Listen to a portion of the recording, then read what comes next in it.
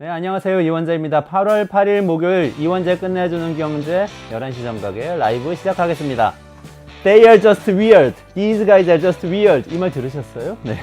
얘네 그냥 괴상해요. 영어의 그 얘기잖아요. 근데 이 말 한마디로 지금 일약 미국 최고의 스타가 되어서 부통령 후보까지 오른 사람이 있습니다. 팀 월스. 어제 카멜라 해리스, 민주당, 미국 대선 후보 이제 거의 된 사람이죠. 이분이 팀 월즈를 부통령 후보로 자기 러닝메이트로 지명을 했습니다. 근데 이 사람이 TV 토론에서 미네소타 주지사인데요. 위어드라고 외치면서 민주당 지지자들이 그동안 이 사람들 어떻게 설명해야 돼? 트럼프, 벤스 이 커플을 어떻게 설명해야 돼? 하는 고민을 한 번에 털어줬습니다. 이상한 애들이에요. 괴상한 애들이에요. 이렇게 깔끔하게 정리했는데요. 이게 지금 미국에서 가장 잘 나가는 밈이 돼서 한번 찾아서 보세요. 저 찾아서 봤거든요. 봤더니 너무 재밌고, 근데 무엇보다도 좀 슬픈 얘기인데 우리나라에 너무 잘 어울리는, 우리나라에 잘 어울리는 밈이더라고요. 우리나라 대통령은 왜 역사까지 팔아넘기면서 일본 사도광산이 유네스코에 등재되는 걸 도와주는 괴상한 결정을 했을까요? 위어드 디시전을 왜 했을까요? 우리나라 집권 여당 대표는 왜 자기가 수사했던 사건을 뒤집으면서 엘리엇의 괴상한 소송을 내서 세금 1,500억 원을 손해를 봤을까요? 굳이 우리나라 대통령은 기업 경영자들이 주주이익 좀 더 챙겨라 이렇게 슈카가 질문하니까 왜 상속세를 깎아드리겠습니다. 이런 괴상한 대답을 했을까요? 그리고 왜 괴상하게도 진짜로 그걸 추진할까요? 우리나라 집권 여당은 왜 자기들이 낸 국민연금 개혁안을 야당에서 받아들인다고 하니까 굳이 또 철회를 하는 괴상한 행동을 지금도 하고 있을까요? 자꾸 그 밈이 떠오릅니다. These guys are just weird. 얘네들 진짜 그냥 괴상해요.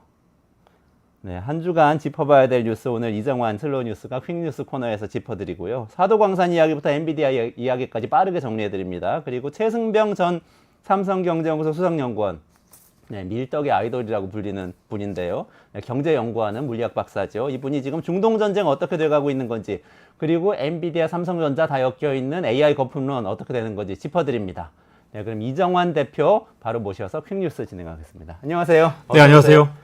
네, 대통령이 휴가를 간 사이에 네. 지금 뭐 여러 가지 이슈가 끊이지 않고 있죠. 이번 주도 괴상한 뉴스가 많습니다.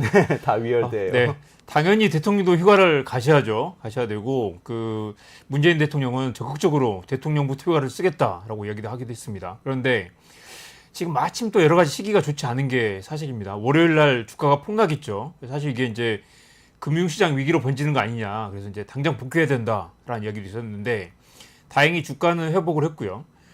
그런데 지금 이제 윤석열 대통령이 또 조용히 가서 휴가를 쓰시는 게 아니라 계속해서 이제 카메라 이벤트를 만들고 계세요. 그래서 그저께는 부산 깡통시장에 가서 할머니들하고 화기애애하게 사진을 찍으셨고요. 어제는 진해 해군기지에 가서 군인들과 농구를 또 했습니다. 그래가지고 슛을 쏴가지고 군인들이 막 박수치는 그런 모습을 보였습니다. 그래서 이걸 보면 많은 분들이 야, 다른 나라 대통령처럼 이렇게 대통령이 해맑게 웃고 계셔도 되나라는 생각을 할 텐데요. 또 윤석열 대통령 특징이 시장에 가면 또 행복해 보이는 그런 스타일입니다. 역사적으로 또 먹방을 잘하는 그런 대통령이 있었죠. 대표적인 분이 이제 이명박 전 대통령. 그분은 일단 먹방이 진심이기도 했고 먹을 때 굉장히 또 이렇게 이 진심을 다해서 먹는 그런 모습이었고요. 윤석열 대통령은 일단 박수 받는 걸 좋아하시는 분이고 이 사람들이 막 자기를 좋아한다 생각할 때 막 표정이 정말 또 이렇게 밝은 그런 분입니다. 휴가지에서 방송사법을 거부권 행사하는 거 아니냐라는 관측이 나왔는데 아마 오늘이나 내일쯤 나올 것 같고요. 지금 이제 뒤에 이야기하겠지만 사도광산 이슈, 또 언론인 사찰 이슈 등이 많은데 어떤 지금 코멘트도 하지 않으시고 지금 이렇게 뭐 이렇게 평화로운 이 카메라 이벤트를 하고 계시는 것도 정말 위어드하다는 생각이 들고요. 이재명 전 민주당 대표가 영수회담을 제안했습니다. 근데 이제 대통령실 고위 관계자가 그런 말을 했어요. 입법 독주에 탄핵을 일삼으면서 갑자기 만나자는 게 생뚱맞게 여겨진다. 뭐 만나지 않겠다는 말이죠. 지금 이게 이제 계속 그 단독 입법, 그다음에 또 뭐 탄핵, 계속 또 이렇게 재의결, 그다음에 거부권 계속 가는 이 꽉 막힌 국회를 풀 수 있는 방법은 영수회담을 통한 이제 타협과 그다음에 해법을 찾아야 되는데 다 지금 멈춰 있는 상태에서 지금 대통령이 휴가를 가셔가지고 지금 아주 행복한 그 모습을 보고 있습니다. 그저께 깡통시장 가셨다고요? 네네. 그저께 주가 대폭락해가지고 그 다음 날 깡통 계좌가 네, 네. 막 이렇게 그렇네요. 나오던 네. 그 다음 날에 가신 네. 건데 그 전날에. 그러니까 최소한 휴가를 가셨더라도 어떤 메시지를 내거나 사실 다들 궁금해하는 게 정부는 무슨 생각인가, 우리가 지금 어떻게 해야 되는가, 이게 뭐 안심하라거나 아니면 뭐 최선을 다하고 있다, 아니면 뭐 금리 인하에 대한 뭐 전망을 얘기한다든가 여러 가지 있을 텐데 정부가 이 메시지를 내야 될 때 아무것도 메시지가 없다는 거죠. 국민들이 뉴스를 찾아보고 뉴욕 증시를 보고 도대체 우리는 어떻게 가나라고 할 때 믿고 의지할 만한 그런 또 어떤 종류의 그 신뢰할 만한 정부의 메시지가 없었다라는 게 정말 참 안타까운 것 같습니다. 대통령이 군인들과 같이 농구를 하고 있는데 국민들이 그걸 보고 무슨 생각을 할까? 최소한 그런 고민을 하는 사람이 옆에 있으면 좋을 텐데 이 사진을 예쁘게 찍어가지고 또 대통령실에서 공개를 했단 말이죠. 참 정말 위험한 상황인 것 같습니다. 푸틴이 우통 벗고 승마하는 것 같은 비슷한 이미지 연출한 거 아닐까요? 농구할 정도로 체력이 강하다. 그거야 뭐 태평성대에서 가능한 일인데 지금 국민들이 정말 괴로운 상황이란 말이죠. 태평성대 네. 그리고 권위주의 정부에서도 네. 가능한 일인데 이슈를 좀 빠르게 살펴보죠. 정치 그렇죠. 이슈부터요. 네, 사도광산 이슈가 있네요. 이거 정말 이거야말로 지금 대통령이 뭐라고 한마디 하셔야 되는데 지금 농구를 하고 계시죠. 아침에 신문에 그런 얘기가 있었습니다. 다시는 사과하지 않겠다. 이 말이 2015년에 아베 신조 전 총리가 했던 말인데 실제로 지금 일본은 그걸 지키고 있는 거죠. 왜 사과를 하냐? 이미 사과는 끝났는데 라고 있고, 자 기시다 후미오 지금 일본 총리는 그렇게 할 수 있다고 쳐요. 근데 왜 윤석열 대통령까지 한국의 대통령이 그래 이제 사과 안 해도 된다라는 그 제스처를 보이는 것처럼 보인단 말이죠. 일본의 사도광사는 정말 이건 지금 이제 어제도 그 방송하셨다고 했지만 군함도 때는 당시 문재인 정부가 강력하게 이야기를 해가지고 이거 우리 찬성할 수 없다. 우리 한국인들의 피해 사실을 명확하게 그리고 사과를 입장을 명확히 담아야지 우리가 동의를 하겠다라고 했고요. 그 내용이 일정 부분 반영이 됐습니다. 그런데 사도광사는 지금 이렇게 우리가 강력하게 요구할 수도 있고 우리가 반대하면 문화유산에 등재가 안 될 상황이었는데 아무것도 하지 않고 그냥 내줬단 말이죠. 심지어 국민들 상대로 거짓말까지 했어요. 이거 충분히 뭐 우리 입장을 반영했다고 했는데 아무것도 하지 않고 심지어 일본 정부 요청도 하지 않았다라는 게 뒤늦게 밝혀져가지고 이게 이슈가 꺼지지 않고 있는 상황입니다. 그래서 이제 강제라는 표현을 담아야 된다라는 걸 일본이 이제 거부한 사실조차도 국민들이 제대로 이야기를 하지 않았던 거죠. 왜 이렇게까지 할까? 국민들 상대로. 게다가 이건 한일 관계, 게다가 이 일제강점기 이슈는 한국 이슈에 굉장히 한국 국민들에게 그 오랜 트라우마로 남아 있는 거인데다가 오늘 또 그런 이야기도 있었어요. 유네스코 문화유산이라는 건 이게 승리 역사뿐만 아니라 패배와 그다음에 그 온갖 실패 역사까지 담아서 그걸 인류가 기억해야 된다라는 그 취지를 담은 것인데 이렇게 피해국의 역사를 빼고 완전히 지금 이제 그런 이야기도 나왔죠. 그 역사를 지금 완전히 세탁을 하는 거잖아요. 네네. 이런 역사를 우리가 기록한다는 건 유네스코에도 굉장히 안 좋다. 오늘 아침에 위생처리란 말이 있던데 미군이 6.25 전쟁 때 한국에서 이제 민간인 학살을 했단 말이죠. 근데 이제 민간인 지역에 폭탄을 쏟아 부어가지고 나중에 그걸 기록에는 군사 목표를 공격했다라고 이제 그 지시를 했어요. 그걸 이제 세니타이징이라고 위생 처리라는 표현이 있는데 군사 용어를 그렇게 쓴 거예요? 아니면 네. 나중에 뭔가 그걸 미화하기 위해서 쓴 그 이제 건가? 기록을 조작하는 걸 위생 처리라는 용어를 썼는데 이 경향신문의 서기동 실장은 지금 상황이 위생 처리 같은 상황이다. 그렇죠. 지금 일본은 지금 공식 기록으로 피해 사실을 다 빼버리고 이거 문화유산으로 남겨놓는데 한국 정부가 그걸 동의를 해버렸단 말이죠. 이게 앞으로 몇십 년, 몇백 년 지나면 이걸 누가 기억할 것인가? 이게 반복되면 나중에는 일제 식민 지배가 그렇게 혹독하지 않았다라고 완전히 잘못된 역사로 기억하게 될 텐데 한국의 대통령이 이걸 동의를 하고 왔단 말이죠. 그래서 이걸 과연 국민들이 선출한 대통령이지만 이런 권한까지 줬는가? 이런 권한을 위임했는가? 이런 질문이 나오는 것입니다.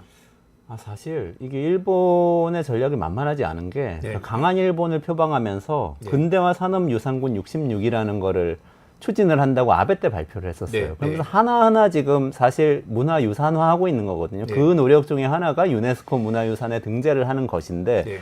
이게 공교롭게도 근대화 산업유산군 66이라고 했지만 사실 실제 장소는 수백 군데가 되는데요. 그 중에 상당수가 네. 한국인의 강제노동이 있었던 곳이란 말이죠. 네. 그러면 지금 이거 하나가 이 사도광산 하나가 문제가 아니고 앞으로 계속해서 역사를 세탁하는 일이 조선인 강제동원은 네. 없었다는 방식으로 세탁하는 일이 계속 반복될 수도 있다. 이런 생각이 들더라고요. 더 큰 문제는 지금 이제 윤석열 정부는 이제 3년이 채 남지 않았단 말이죠. 이 건을 이렇게 망쳐놓고 가면 다음 대통령은 더 협상하기 어렵게 되는 거죠. 그리고 일본은 지금 이미 한국도 말을 바꾼다고 할 거 아니겠어요. 윤석열 대통령 때는 이걸 다 해줘줬으면서 왜 이제 와서 말을 바꾸느냐. 당신들 믿을 수가 없다고 할 거고 만약 그 다음 대통령이 뭔가를 협상하려고 하면 그 이상의 반대급부를 또 요청을 하겠죠. 이 잘못된 단추가 앞으로 계속해서 한일 관계를 악화시킬 건데다가 뭔가를 들고 가려면 또 다른 뭔가를 양보해야 되는 그런 상황. 외교는 원래 그렇기 때문에 이번에 이제 특히 더 문제가 됐던 건 아까 이 외교부가 처음에 강제성이 드러나는 표현을 요구를 했고 일본 정부가 받아들였다라고 국민들에게 이야기를 했단 말이죠. 그런데 그게 사실 아닌 것으로 지금 드러나 있는 상황입니다. 그래서 이게 간단하지 않다고 말씀하셨던 것처럼 이거 앞으로 이제 계속해서 그 문제가 될 거고요. 이 대화의 내용을 공개하라는 그 민주당과 야당의 압박이 계속 될 것이고 윤석열 정부는 지금 공개할 게 없는 상황인 거죠. 그냥 아무 협상도 없이 그냥 다 내줘 버렸고 오케이 하고 와서 지금 이걸 이제 정치적인 리스크를 감당해야 될 텐데 이걸 과연 버틸 수 있을까? 이 후폭풍이 엄청날 것 같습니다. 도저히 이해가 안 가요. 군함도 때도 2015년에 시작된 네. 거니까 사실은 박근혜 정부 때 시작된 거란 말이죠. 네. 지금 박근혜 정부가 한일 협상하면서 이 네. 얘기를 했는데 그래도 그걸 이제 유네스코 유산에 등재하는데 네. 동의를 하면서도 네. 최소한의 것들을 얘기를 했어요. 강제 노동을 인정을 해라. 네. 그리고 그것과 관련된 전시 시설을 지어라. 그래서 동의를 그래도 받아내고 강제 노동도 명시적으로 인정을 했거든요. 네. 근데 이번에는 강제노동 인정에 대한 조건도 걸지도 않았고 네. 그리고 추모시설 해달라는 얘기도 하기는 했다고는 하는데 네. 실제 그게 무슨 일본 지역의 향토박물관 안에다가 맞습니다. 뭘 사도광산이 아니라 사도광산에서 2.5km 떨어진 지역에 무슨 박물관이 있는데 그 박물관에 조그만 한 켠에다가 뭐 약간 기록을 해놨다는 건데 이거야말로 한국 정부, 그냥 외교부 담당자들이 있으면 이걸 강력하게 항의해서 바로잡아야 될 텐데 이걸 그냥 오케이 해줘 버렸단 말이죠. 이걸 이미 되돌이키려면 엄청난 또 이제 정치적 외교적 리스크를 감당해야 될 텐데요. 그러니까 독일의 아우슈비츠 수용소도 세계문화유산이잖아요. 유네스코란 데가 그냥 아름다운 관광자원을 세계문화유산으로 등재해주는 그런 데가 아니거든요. 아픈 역사, 고통스러웠던 역사 이런 것들 다 기록해서 나중에 많은 사람들이 그것마저도 아픈 역사마저도 유산으로 받아들이고 다시는 반복하지 않도록 하자 이런 취지이기 때문에 우리가 만약에 적극적으로 주장했으면 네. 한국인 강제노동 당연히 들어갔을 것 같아요. 네. 그걸 일본도 거부하지 않았을 거부할 수 없었을 것 같은데. 이걸 하지 않으면 유네스코 문화유산에 등재가 안 될 거기 때문에요. 이건 완전 그 한국이 키를 쥐고 있었는데 그걸 그냥 놓아버린 거고요. 그런 표현이 저는 와닿았는데 피해국이 외교와 역사를 포기했을 때 그 비극은 피해국에 한정되지 않는다. 한국과 일본의 문제가 아니라 인류의 역사의 문제라는 거죠. 역사 전쟁에서 피해국이 이걸 양보를 해버리면 두 번의 피해가 생기는 거죠. 피해를 극복하고 역사를 바로잡을 기회를 놓쳐버리고 완전히 그게 사라져버리게 되는 건데 이거는 정말 인류사적으로 용서할 수 없는 그런 그렇죠. 행동인 것 같습니다. 지금 문제가 이렇게 제기되고 있으니까 윤 대통령이 뭔가 해명을 해야 되는 상황인 건 아닌가요? 해명을 해야 되는 상황이고요. 아마 이게 안타까운 건 아까 말씀드린 것처럼 이제 다음 정부까지도 계속해서 이게 피해가 그 엄청난 외교적 손실이 갈 것이고 이미 엎질러진 물이고 이미 유네스코 문화유산에 등재가 됐고 일본이 양보할 가능성도 거의 없는 상황이라서 윤석열 정부가 이걸 과연 수습할 수 있을까? 그리고 해명을 한다고 하지만 아마도 잘못했다는 것 말고는 아니면 뭐 도저히 해명할 수 있는 상황이 아닌 것 같습니다. 그렇군요. 자, 정치 이슈 다른 것 네. 좀 짚어보죠. 통신조회 이슈 계속 이어지고 있는데요. 맞습니다. 저도 사실 그 통지를 받아가지고요. 아, 그래요? 사실 그런 비슷한 일들 많았는데 이번에도 정말 참 어이가 없는 건 1월에 통신 조회를 한 걸 이제 8월에 공개를 했단 말이죠. 그리고 이제 1월에 너 정보들 털어갔으니까 라는 걸 이제 무기고 있다가 이제 마지막 시점에 이제 공개를 한 건데 이게 이제 김만배와 신앙님 인터뷰 논란 그리고 이제 그게 윤석열의 명예를 훼손했다. 사실 윤석열 개인의 명예를 훼손한 사건을 이제 검찰이 대신 수사를 하면서 관련 이제 아마도 신앙님 전 뉴스타파 전문위원과 김만배 화천대유 대주주의 스마트 핸드폰에 있는 이제 연락처를 다 털어보면서 이제 누가 누구 연락을 했는지, 누가 누구 가까운지 네트워크를 재구성하고 있는 과정인 것 같습니다. 그래서 단순히 연락처와 이름만 털었다고 하지만 이걸 이렇게 특히 이번에 문제가 된 건 대부분 다 언론인들이 굉장히 많거든요. 물론 이재명 전 대표와 추미애 의원까지 포함되어 있다고 하지만 굉장히 광범위한 3,000명이 이른다고 하는데 이걸 털어가지고 이렇게 어떤 정보를 취합할 것인지 우려도 나오고요. 이게 또 이제 보면 통신 사실 조회 이제 그 통화 내역이나 이제 그 메시지 내역 등은 이제 검찰이 영장을 받아야 되는데 이 통신 조회는 그냥 요청만 하면 통신사들이 관행적으로 다 그냥 내주거든요. 안 내줘도 되는데 그냥 영장도 없이 요청만 하면 다 무조건 내주는, 대부분 다 그냥 아낌없이 내주는 그런 상황이라서 이런 식으로 지금 2024년에 이런 식으로 정보를 이렇게 국민들을 사찰해도 되는가라는 얘기 나옵니다. 또 재미있는 건 2021년 이제 문재인 정부에서 당시 공직자 고위 수사 비리조사처 공수처가 당시 이제 그 통신 조회를 또 비슷하게 광범위하게 했어요. 그때 윤석열 당시 국민의힘 후보가 미친 사람들이라고 공수처를 굉장히 비난을 했습니다. 강도 높게. 그러니까 이게 이 서 있는 곳이 다르면 풍경이 달라지는 것처럼 그때는 미친 사람들이라고 해놓고 지금은 이제 뭐 적법한 절차라고 얘기를 하고 있고요. 뭐 재밌는 건 또 당시 이재명 당시 민주당 후보도 당시에는 이제 뭐 사찰을 할 수 없다. 고위 공수처가 조사하는 과정에서 뭐 이렇게 뭐 자료 조사한 것뿐이다라고 했고 지금은 또 민주당은 윤석열식 블랙리스트라고 반발하고 있습니다. 그래서 이제 이게 이제 사실은 이제 영장 없이도 쉽게 할 수 있는 거니까 너무 남발하는 경향이 있다. 이번 계기로 완전 이걸 좀 어느 정도 통제를 해야 된다. 그래서 최근에 이제 권영세 국민의힘 의원도 이분도 검사 출신인데 너무 어떤 정권이 어느 정권이든 과하게 통신 조회를 하는 경향이 있다. 이걸 좀 이렇게 법원에서 통제를 해야 된다. 그래서 저기 화면에 나오는 것처럼 영장으로 제한해야 된다라는 주장이 최근에 나오고 있습니다. 그렇군요. 많은 분들이 또 오늘 댓글 주시고 있네요. 일일 영식님 반갑습니다. 아침 햇살님 아이고 또 오셨네요. 반갑고요. 레코그나이즈님 감사드리고요. 정부 수반 선출 선거 출마 김민수님 반갑습니다. 네, 또 걱정인데 또 그 사이에 주가 폭락하니까 또 금투세 얘기 나오네요. 네. 어떻게 된 거죠? 2022년 원래 도입됐어야 되는데 이걸 이제 2년 유예해서 내년부터 이제 시행이 되게 돼 있죠. 근데 이제 이게 사실은 주식으로 연간 5천만 원 이상을 번 사람들이 대상이기 때문에 15,000명도 안 된다는 얘기 나오고 그렇죠. 근데 이제 이 초특급 부자들의 세금을 깎아주려고. 근데 재밌는 건 또 이제 이재명 전 대표도 좀 더 유예하자. 내년부터 말고 한 몇 년 더 유예하자. 일단은 미뤄보자라는 입장이었고 이걸 이제 민주당이 우클릭이라는 논란도 있었죠. 근데 국민의힘 아예 폐지하자라고 주장을 하고 있고요. 이거 보면 이제 국민의힘 지지자들 중에 이제 이런 초특급 부자들이 많기 때문에 그런 거 아니냐라는 얘기도 나왔는데요.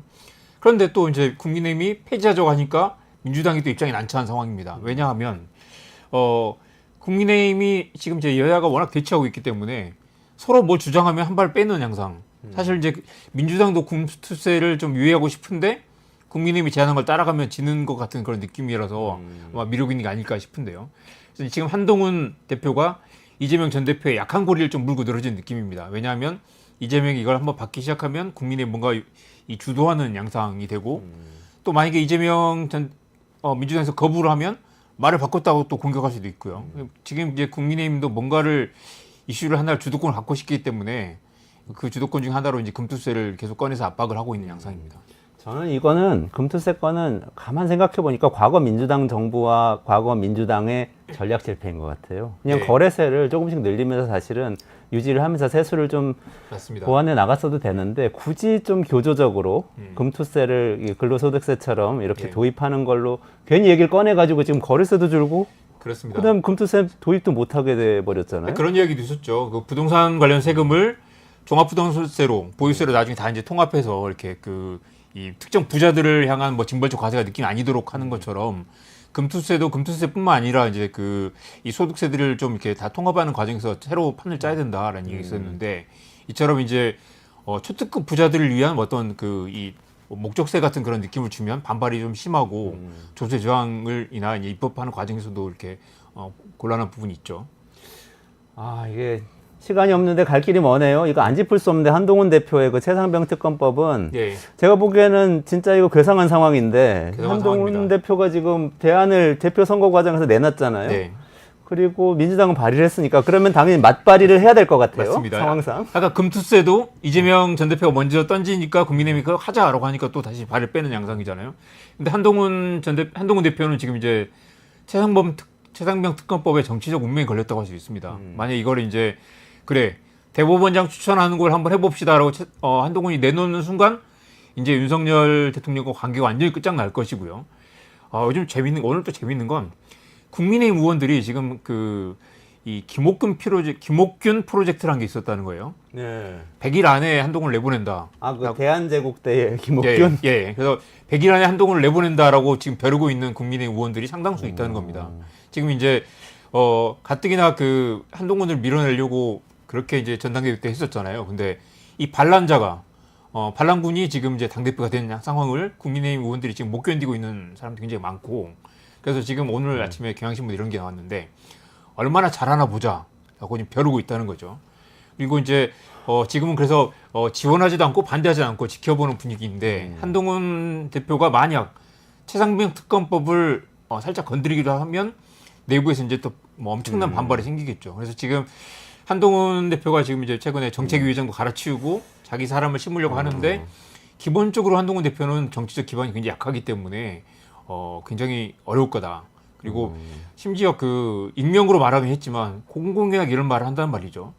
검사물도 안 빠진 상태에서 정치권을 직행해서 대권은 어렵다라는 얘기도 하고요. 그리고 어차피 선거가 많이 남았고 공천권도 없는 대표가 무슨 힘이 있느냐라는 말도 한다고 합니다. 그러면 국민의힘 의원들은 이미 지금 한동훈에 대한 이 신뢰가 없다. 그러니까 아니면 당대표의 권위를 인정하지 않는다라는 상황인 거고요. 만약 여기서 이제 한동훈 대표가 약속을 또 했잖아요. 네. 최상병 특검법 어떻게 하겠다고 이거 그랬죠. 안 건드릴 수는 없다라고 했는데, 워낙 또 이 윤석열 대통령이 이게 완강하기 때문에 이걸 건드리면 뭔가 여기에 고구마 줄기처럼 뭐 지금 김건희 여사 라인에 또 이 인맥이 또 나올 수도 있고, 누가 누구를 통해서 전화를 했느냐, 누가 누구를 통해서 압력을 넣었느냐가 다 나올 거기 때문에 자칫하면 이게 이제 탄핵까지 갈 수 있다는 이야기 나와서 아마 한동훈이 이걸 과연 건드릴 수 있을까? 근데 못 건드리면 한동훈의 정치 생명도 끝난단 말이죠. 여기서 이 정치력, 그다음에 어떤 이 파워, 그다음에 추진력 같은 걸 보여주면 다음 기회가 생기겠죠. 근데 결국 한동훈과 윤석열 둘 중 한 명은 이 최상병 특검법을 계기로 한 사람의 운명은 끝날 수밖에 없다라는 거죠. 권력은 이인자를 항상 허용하지 않는다, 이런 또 격언이 그렇죠. 생각이 나네요. 그러니까 이명박 대통령은 나를 밟고 가라라고 해서 박근혜를 키웠죠. 네. 두 사람의 어떤 이제 어떤 그런 암묵적 합의가 있었을 텐데, 윤석열 대통령은 한동훈을 굉장히 아직도 부하로 보고 있다. 그래서 여러 지금 이제 국민의 안팎에서도 한동훈은 부하가 아니다라는 얘기를 조언하는 사람들 많거든요. 근데 이제 왜냐하면 이게 잘 넘어가야 지금 국정이 정상화되고 국민의힘이 어떤 이제 집권 여당으로서 역할을 할 텐데, 두 사람의 지금 이제 갈등 관계 때문에 모든 게 멈춰 있는 그런 상황입니다. 그렇군요. 좀 지켜보고요. 네. 네, 경제 얘기로 넘어가야 되겠습니다. 딱 10분간 경제 얘기 하시죠, 지금부터. 그러시죠, 네. 블랙 먼데이죠. 먼데이. 네. 그 이후에 지금 어떻게 되고 있죠? 엄청난 폭락을 했다가 다음날 또 크게 반등을 했는데, 재밌는 건 이제 일본 니케이 지수가 굉장히 이제 결국 금리 인상 때문에 크게 폭락했다 다시 크게 또 반등을 했는데, 한국은 코스피 지수는 상대적으로 많이 빠졌지만 회복을 못한 모습입니다. 그래서 이 한국과 일본, 미국, 그다음에 뭐 대만까지 다 비교해 보면 한국의 회복폭이 적습니다. 그래서 이제 이거 다 합쳐 보면 한국이 가장 많이 빠져 있는 상태예요, 아직도. 퍼센티지로 보면. 쭉 떨어졌다가 네. 회복을 덜한 상태. 네, 그렇죠. 여기 보시면 한국은 이제 지난 5일 동안 지금 7.39가 빠졌는데, 그렇게 더 많이 빠진 일본은 6.79고 뭐 저기 다우나 나스닥 같은 경우는 3% 정도라서 많이 빠지지는 않았습니다. 그러니까 왜 한국이 가장 이렇게 피해가 큰가? 미국이 재채기를 했더니 한국은 뭐 지금 독감에 걸려 있는 상황이기도 하고요. 그래서 이제 이런 분석이 있었습니다. 경제 위기가 발생하면 글로벌 투자자들이 가장 먼저 돈을 빼는 곳이 신흥국이다. 한국은 이제 아직도 이제 선진국 지수에 들어가지 못했잖아요.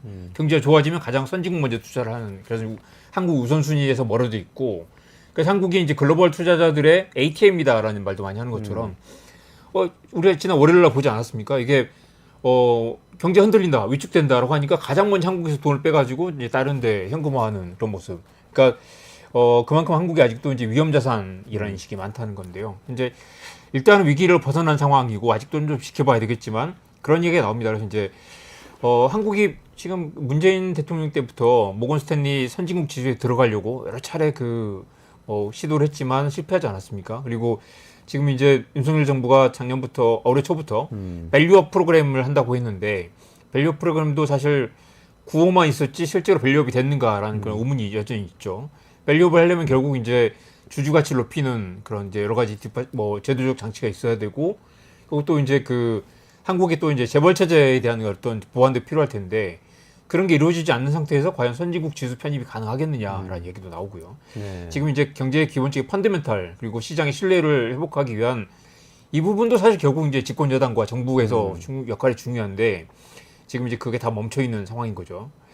여전히 그래서 한국 기업들은 이익이 질이 좋지 않고 거버넌스가 좋지 않은 기업들 중심으로 더 빨리 빠지는 경향을 보였다. 우리가 한국 주식시장에 대한 자부심도 있었고 기업들 지난 몇 년 동안 또 실적이 좋았는데도 여전히 글로벌 시장에서 보면 한국 주식의 매력이 그렇게 크지 않다라는 얘기가 나옵니다.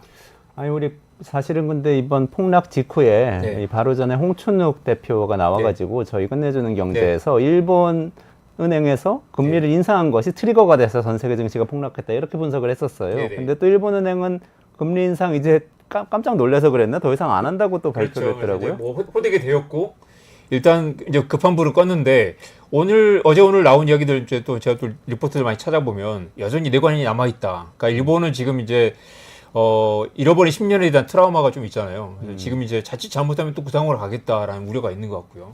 그래서 이제 물가가 지금 계속 오르고 있고 엔저가 장기화되면 금리 인상 카드를 또 꺼내지 않을 수 없을 거다라는 여전히 이제 시장의 그 의심이 있습니다. 그래서 이제 지난주에 그 금리 인상 카드를 섣불리 꺼내가지고 세계적으로 지금 충격을 받았잖아요. 그렇지만 지금 한번 이제 시장이 좀 어느 정도 그 좀 안정되는 모습이기 때문에 어떤 형태로든 이제 일본이 잃어버린 10년으로 빠지지 않도록 좀 선제적인 그런 액션을 취할 가능성이 여전히 있고 리스크는 여전히 남아있다고 할 수 있겠습니다. 그렇죠. 애매한 상황이네요. 네. 일본은 금리를 인상하는 게 사실은 그동안의 이 목적을 달성했기 때문에 인상을 네. 해가는 네. 것이고 이렇게 네. 해서 결국은 경기와 물가 두 가지를 다 잡겠다는 이야기인데 네. 그게 미국 주가를 떨어뜨리니까 잠깐 안 할게요. 뭐 이렇게 얘기하는 거는 모르겠어요. 그렇지만 이제 아마 또 얼마든지 할 수 있을 거라는 얘기 나오고 이제 프라자 합의처럼 어떤 식으로 이제 글로벌한 뭔가 그런 그 합의가 필요하지 않겠는가. 합의라는 건 결국 이제 미국 힘으로 일본을 찍어 누르는 그런 모양이 될 텐데요. 일본도 아마 지금 이제 계속해서 그 미일 동맹을 강화하지 않았겠습니까? 그래서 두 이해관계가 좀 어느 정도 상무 일치해 있기 때문에 86년 프라자 합의와는 좀 다른 양상으로 가지 않을까라는 관측도 많습니다. 아, 그렇군요.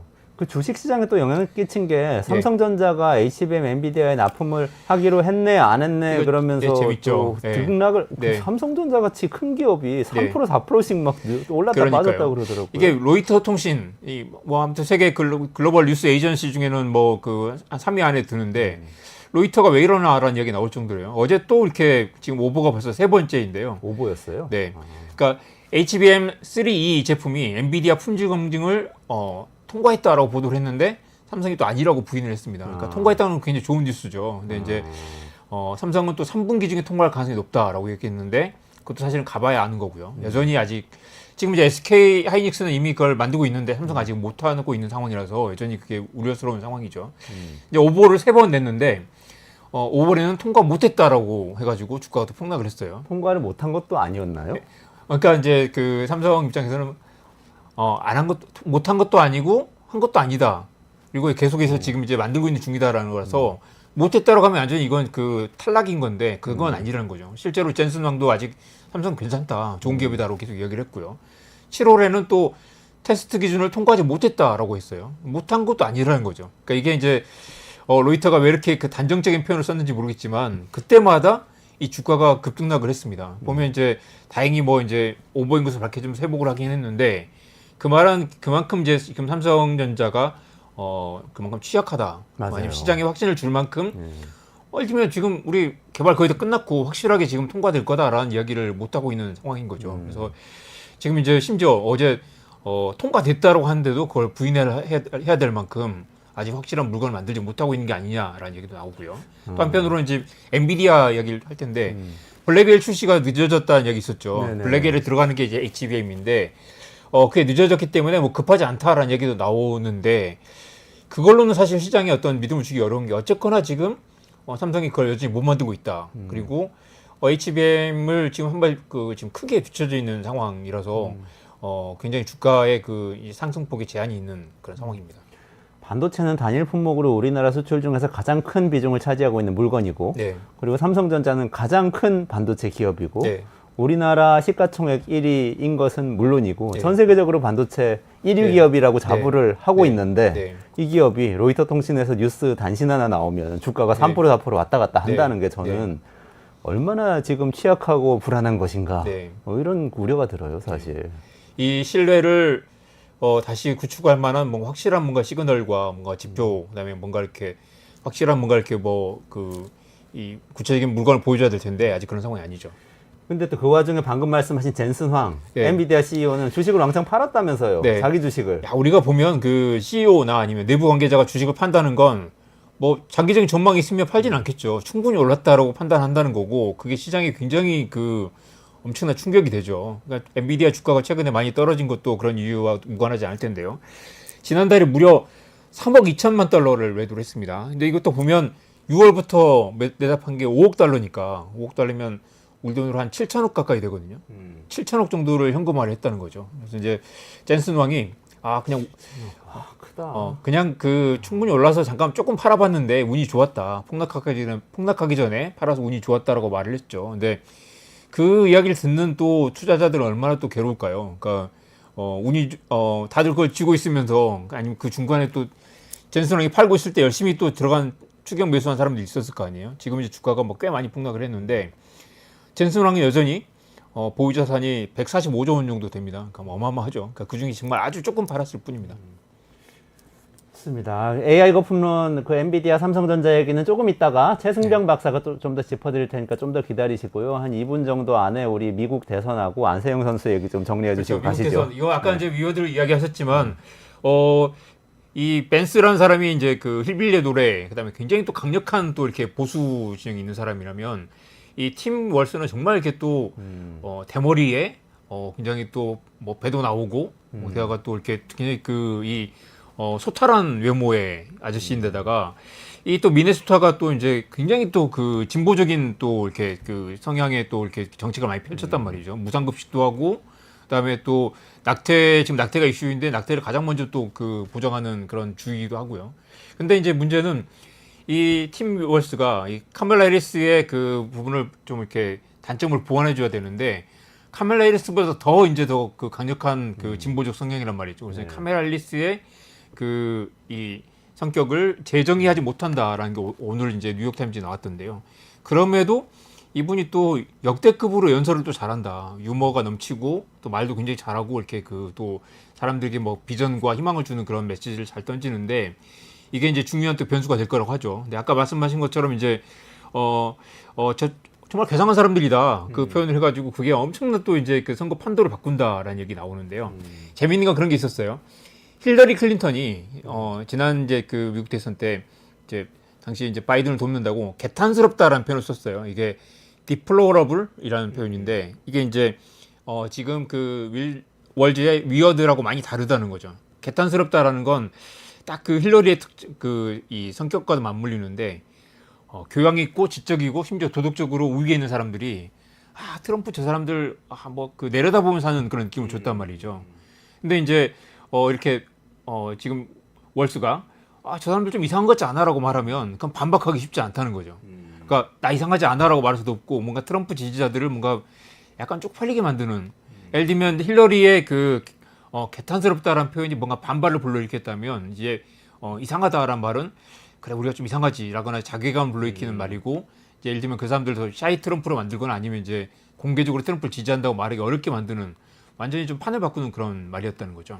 저는 그 번역이 디플로벌이 저 사람들 연구 대상이야 이런 것 같아요. 그리고 위어드는 그냥 괴상해. 그러니까 두 개 되게 다르잖아요. 연구자가 연구할 수 있는 거잖아요. 맞아요. 그래서 이제 힐러리 클린턴의 뭔가 이렇게 딱딱하고 뭔가 권위적인 이미지와 달리 굉장히 서민적이고 소탈한 이미지. 그리고 지금 이제 중서부 지역 이 경합 지역에서 경합 지역에서 이제 얼마나 이 지지율을 확보하느냐가 관건인데 이 두 사람 다 벤스와 월스 둘 다 이제 경합 지역에서 첨예하게 이제 그 충돌하고 있는 상황입니다. 지금 해리스가 49%, 트럼프가 47% 나오는 조사까지 나온 거죠. 네네. 네. 아직은 이제 우리 이런 그 통계 얘기할 때 여전히 오차범위 아니다라고 하지만 오차범위 안에서 일단 앞서 있는 것, 그다음에 그것 자체가 그런 신호 자체가 굉장히 또 뭔가 이렇게 기세, 선거는 기세잖아요. 기세가 그렇죠. 좀 네. 바뀌는 거 아니냐라는 얘기도 나오고요.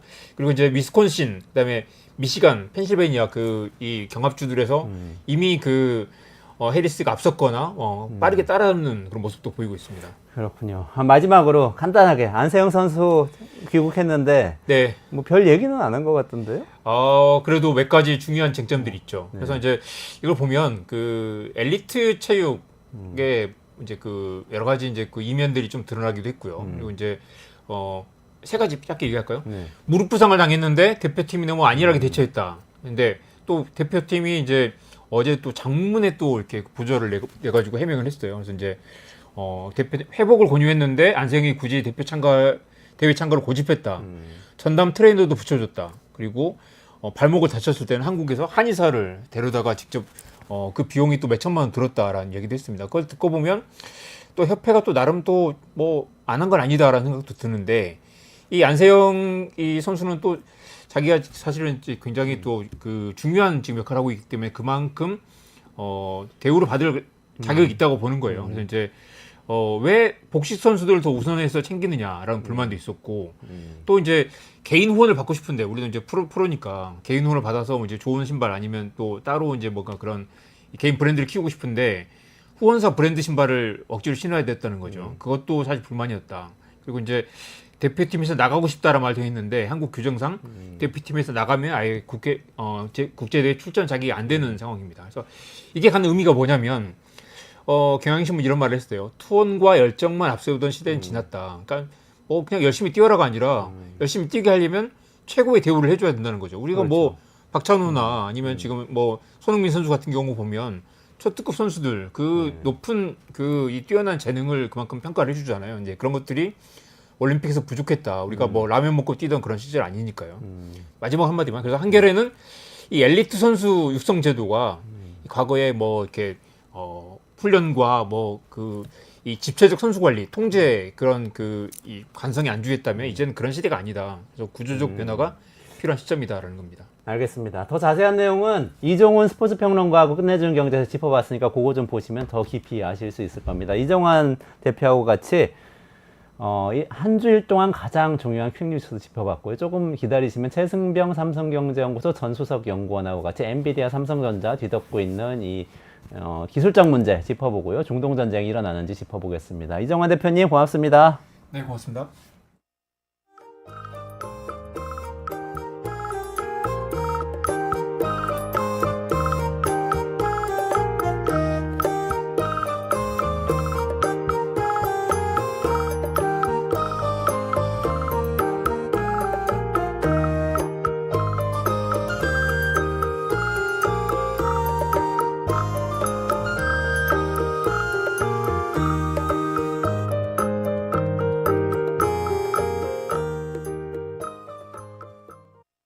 대한배드민턴협회와 안세영 선수뿐만 아니라 배드민턴 대표 선수들 간의 경제적인 문제 하나 짚어드리면 대한배드민턴협회는 대한축구협회 다음으로 대한민국에서 후원 스폰서 금액이 많은 협회예요. 근데 이제 이 배경에는 배드민턴 용품사가 메인 스폰서로 들어오는데 이 용품사가 계약이 되면 이 회사에서 만든 라켓, 셔틀콕, 유니폼, 신발까지 모든 걸다 그 용품사 걸 해야 돼요. 근데 이렇게 되면 어떻게 되냐면 스폰서로 들어간 회사 입장에서 보면 안세영과 개별적인 계약을 할 필요가 있을까요? 없을까요? 개별적인 계약을 할 필요는 없지 않나요? 없죠. 그러니까 들어가면 우리나라 국가대표 선수들 전체를 모델로 쓸 수 있는 거예요. 근데 이제 축구 같은 경우는 유니폼은 나이키 유니폼을 입어요.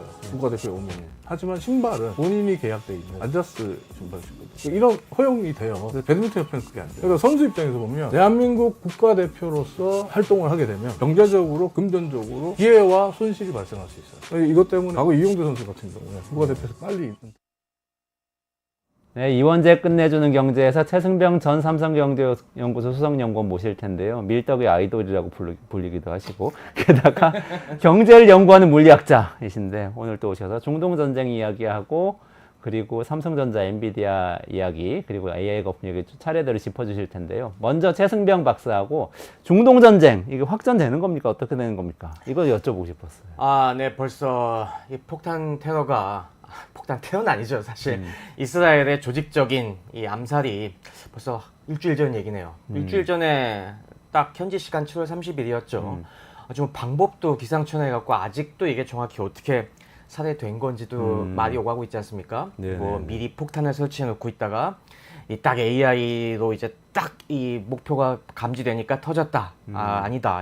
이란 쪽에서는 이 어떤 미상의 발사체가 날라와서 타격했다. 그것도 굉장히 정밀 타격이죠. 그래서 딱 그 경호원들과 딱 그 하마스 요인만 암살했다는 얘기인데 어떤 거든지 굉장히 이 이스라엘의 실력에 대해서 다시 한번 이제 놀라움을 금치 못하는 네. 사건입니다. 문제는 이것이 하필이면은 이란의 테헤란 심장부에서 그것도 신임 대통령의 이제 축하 사절로 온 사람을 이렇게 타격을 해버렸으니 이란 입장에서도 도저히 이거는 묵과할 수 없는 것이죠. 이건 묵과한다는 건 정말 국가의 자존심이 걸린 문제이기 때문에 진짜 지난주만 해도 이거 당장 전쟁이 날 것처럼 얘기했는데 일주일이 지난 지금까지도 사실은 아직도 지금 간을 보고 있는 상황이죠.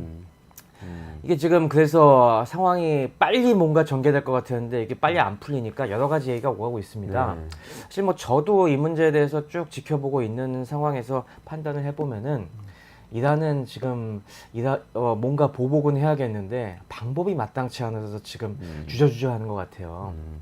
그러니까 저희가 지난번에도 지금까지 이스라엘이 계속 이란의 심기를 건드리면서 도발을 유도했지 않습니까? 그러니까 이게 이스라엘이 뭔가 그냥 아주 계획적으로 이 이란이 먼저 한 방을 치기를 지금 기다리고 있는 거예요. 다 준비를 해놓고서. 그러다 보니까 여기 함부로 대응을 했다가는 이스라엘의 노림수에 말려드는 것이고 이걸 갖다가 우리가 원하는 대로 딱 국가의 자존심을 어느 정도 살리면서도 효과적인 타격을 주려면은 또 그에 적합한 방법과 적합한 수단 그리고 적합한 목표를 선정해야 되는데 이게 지금 어렵습니다. 지난번 저희가 보복할 때 수많은 드론과 미사일을 한꺼번에 쐈지만은 이스라엘에서 상당히 요격되고 또 미국까지 나서갖고 그렇게 큰 타격을 주지 못했지 않습니까? 그걸 생각해 보시면은 이 문제가 딱 나옵니다.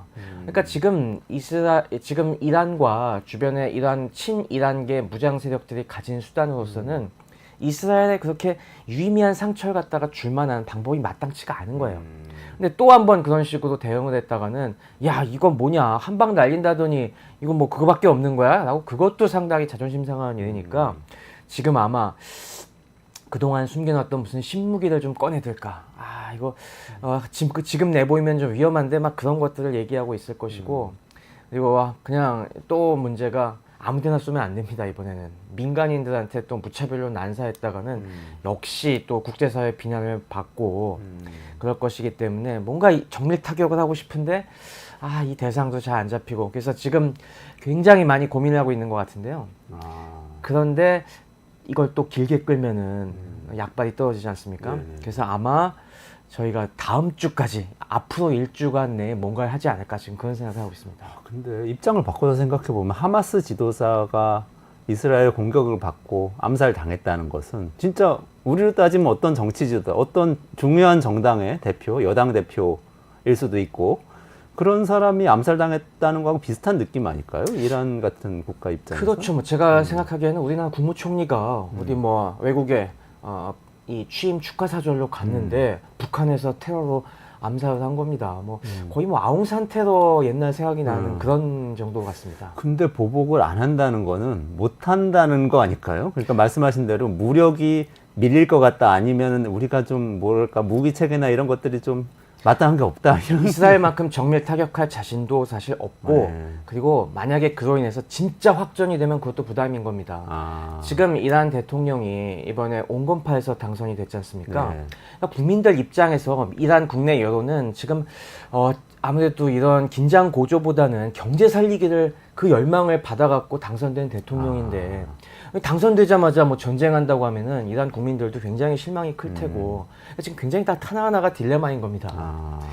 그런데 이거 여론을 무릅쓰고 지금 또 국민의 이 경제를 파탄으로 몰고 갈 전쟁을 함부로 결정하기도 그렇고 그렇다고 아까 얘기한 대로 국가 자존심이 걸린 문제인데 이걸 그냥 넘어갈 수도 없고 그러니까 계속 이 지금 내부에서 논의가 있을 겁니다. 아, 그렇군요.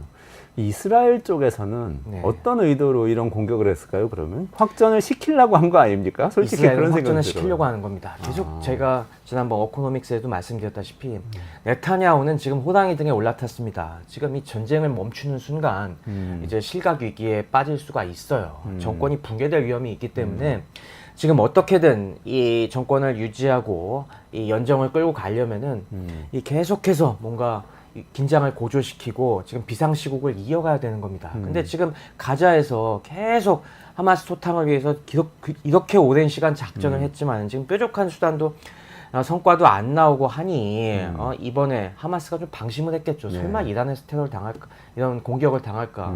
그런 상황에서 뭔가 충격요법을 했고 그리고 이번엔 아예 각오를 했을 겁니다. 이번에는 미국도 굉장히 놀랐지 않습니까? 예전에 공격 같았으면은 그래도 미국한테 좀 미리미리 좀 상의를 하고 우리 공격해 들어가니까 참으쇼 이런 식으로 얘기를 했었는데 이번에는 그랬다가는 미국이 엄청 뜯어말릴 게 분명하니까 거의 뭐 공격 직전에 통보했다는 얘기도 있고 그것도 자세히는 안 알렸다는 얘기도 있어갖고 바이든이 경로했다고 하지 않습니까? 그러니까 이거는 완전히 바이든 뭐 다음 대선 안 나오겠다고 한 거니까 거의 막 나가기로 한 것 같습니다. 거의 제가 보기에는 어차피 대통령 다음번에 안 하실 텐데 뭔 그렇게까지 고민하십니까? 라고 하고 그리고 네타냐후 입장에선 거의 완전히 트럼프를 밀기로 작정했다는 거죠. 아, 그 트럼프를 밀기로 작정했다고 해석할 수 있는 거예요, 이 정도면?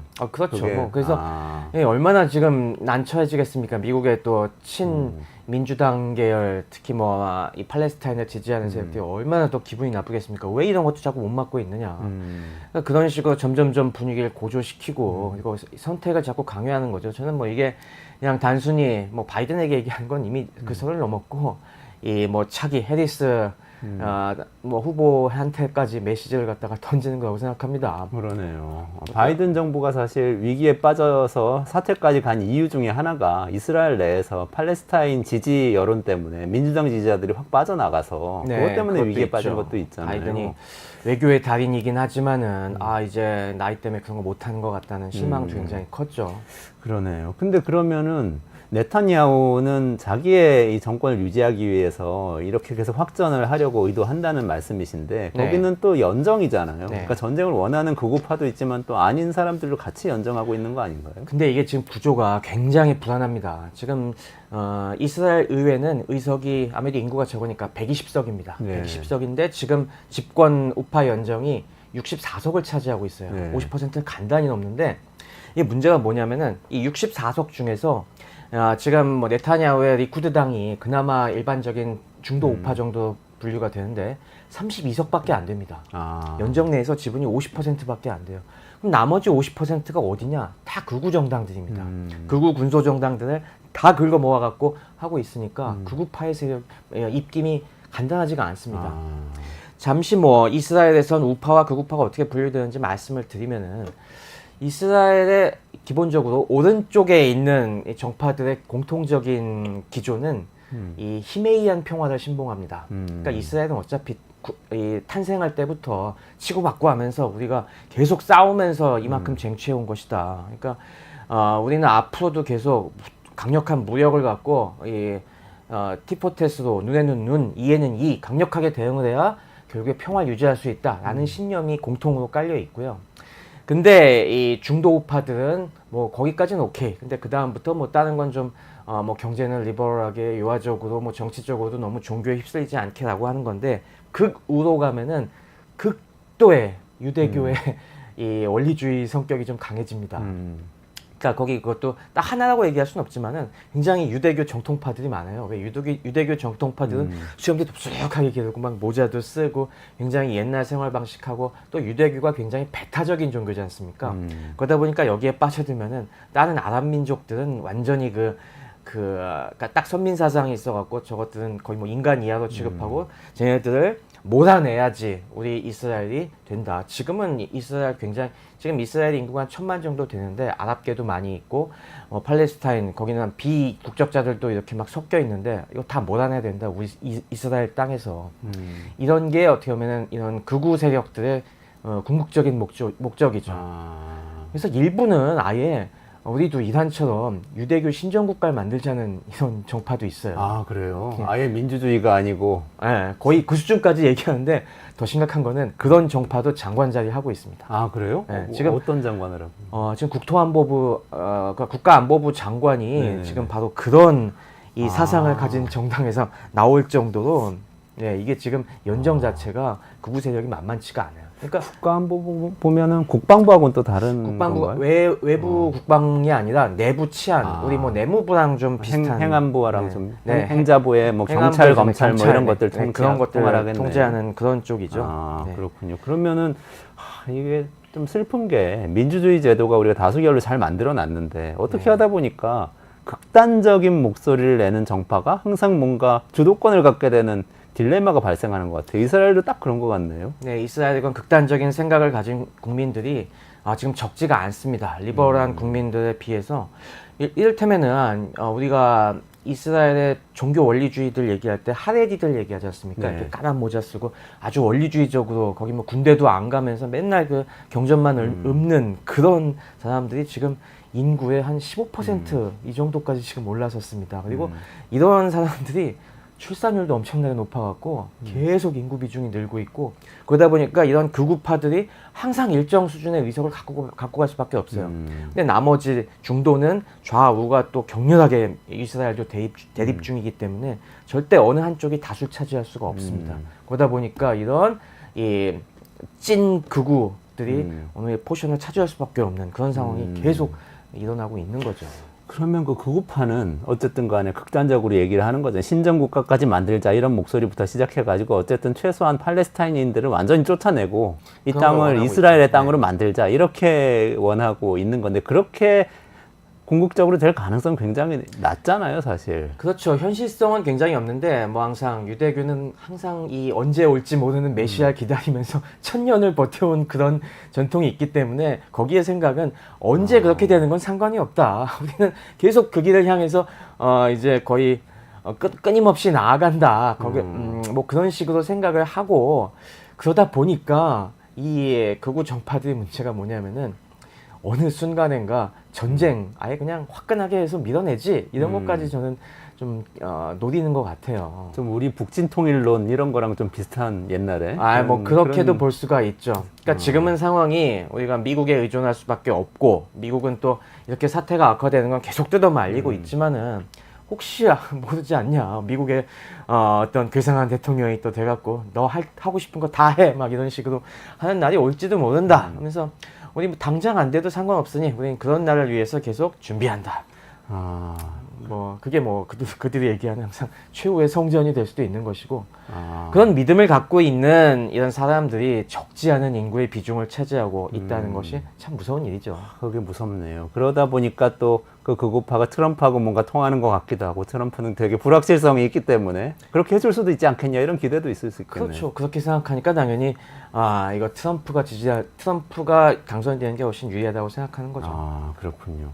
이 근본적인 해법이 논의가 좀 그래도 되고는 있나요? 팔레스타인. 이게 한 분위기가 많이 바뀌었죠. 사실 예전에 한 20년 전 그 정도만 하더라도 그 당시 평화회담 많이 하고 그 당시 뭐 이제 아라파트도 말년이 돼갖고 그 당시에 좀 온건하게 나가려고 해서 그 당시 오슬로 협정 맺어지고 그 당시에는 이제 분위기 좋았지 않습니까? 그래갖고 이 국가 해법이죠 사실상 거의 딴살림 차리자 뭐 이스라엘 범위 안에 있더라도 거의 일국가 이체제식으로 해갖고 뭐 거의 연방 만드는 식으로 완전히 분리해서 팔레스타인 독립 방안으로 가자라는 게 어떻게 보면은 국제사회에 이 공감대가 형성이 되고 양국도 그걸 받아들이나 싶었는데 그죠. 그게 가자지구 서한지구가 그렇게 되려고 네 했던 원래 거죠, 그렇게 원래. 해서 자치정부 만들고 이제 궁극적으로는 그 과도정부 시기를 지나서 독립까지 시켜주자. 그래서 깨끗하게 나눠 살면서 그냥 뭐 더 이상 싸우지 말자라는 게 해법이었는데 항상 문제가 예루살렘 같은 아주 민감한 지역들. 예루살렘은 계속 말씀드렸다시피 유대교, 이 이슬람, 기독교 모두에게 아주 중요한 성지지 않습니까? 이걸 누가 차지하느냐? 반반 차지하자는 걸 이제 서로가 못 받아들이는 겁니다. 그러다 보니 그런 데서부터 문제가 일어나기 시작을 해서 지금은 계속 테러가 이어지고 이런 보복의 악순환이 벌어지면서 지금은 이 국가 해법을 당사자들도 못 받아들이고 있어요. 그러니까 지금 해법이 없는 겁니다. 답답한데 그러면 만약에 지금 네. 극우파, 이스라엘 극우파 이런 극단적 세력을 계속 뭔가 강공을 주장을 하고 이러다가 뭐 확전을 원하고 있지만 확전이 될 가능성은 현재로서는 이란이 소극적이기 때문에 가능성은 낮을 거라는 취지로 말씀은 하셨지만 혹시 전쟁이 일어날 수도 있는 상황이잖아요. 이게 불확실성이 항상 있기 때문에. 그러면은 경제적 충격은 엄청 클 거 아닙니까? 네, 그렇습니다. 사실 이란도 뛰어들기 싫어하고 과거 중동전이 벌어졌던 거는 주변 아랍 국가들도 가만히 안 있었거든요. 그 당시에는 아니 우리 형제인 팔레스타인은 이것들이 패하면서 예, 우리도 같이 손봐줘야겠네 형제를 발휘해서. 근데 지금 아랍 국가들도 다 자기 이속 챙기는데 바쁘기 때문에 아, 웬 전쟁이야. 팔레스타인 너희도 더 이상 우리 도와주기 힘들다. 뭐 이런 분위기 때문에 그래서 확전이 잘 안 일어날 텐데요. 만약에 혹시나 이 이란의 자존심만 건드리는 게 아니라 사우디나 주변 국가들의 자존심까지 건드려서 그런 온건 국가들까지 나서는 상황이 되면은 그때 진짜 확전이 되는 것이겠죠. 근데 뭐 그 수준까지, 그러니까 이것도 단계적으로 나와봐야 될 것 같습니다. 1차적인 확전은 아무래도 이란이 좀 센 보복을 해서 이제 친이란계 무장 세력들이 있는 대표적인 곳이 이제 예멘이나 옆에 레바논 침공이 1차 확전 시나리오인데요.